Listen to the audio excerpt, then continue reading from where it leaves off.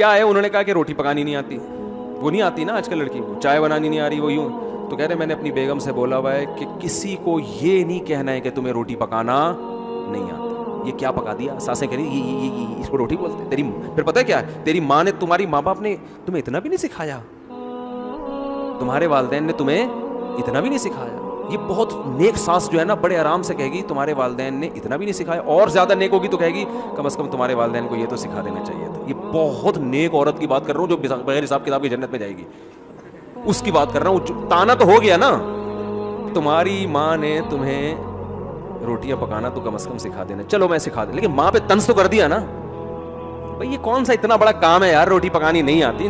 देखो शरीफ है, कोई चोर नहीं है, ठीक है, शोहर से वफा कर रही है, तो आप उसको बता दो कि बेटा आपको माशाल्लाह बहुत सारे काम आते हैं, तो अब रोटी पकाना भी आपको आती है, लेकिन और जरा अच्छी आ जाए तो वो यूं मैं बता देती हूँ, ये